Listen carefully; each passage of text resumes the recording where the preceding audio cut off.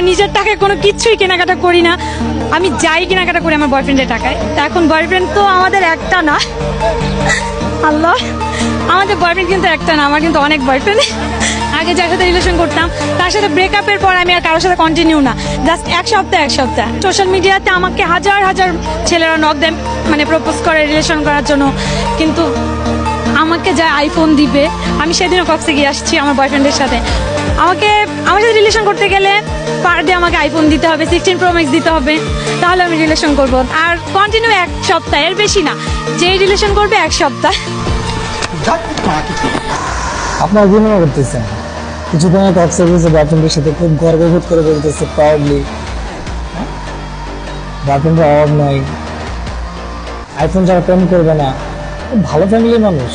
এসব third class 12 ভাতারিদের জন্য না, পুরো মেয়ে জাতিকে কলঙ্ক করে ফেলতেছে এইসব 12 ভাতারিরা। এমনি কেউ যে বিয়ে করবে তার লাইফ 12টা বেজে যাবে। পাঙ্গাস মাছের ফিসের মাঝখানের অংশ পাবে আর কি। যাই হোক, এদেরকে চিনে রাখা উচিত। এদের মতো থার্ড ক্লাস 12 ভাতারিদের জন্য পুরো মেয়ে জাতির কলঙ্ক। ধন্যবাদ। কিছু বলে যান অবশ্যই কমেন্টে।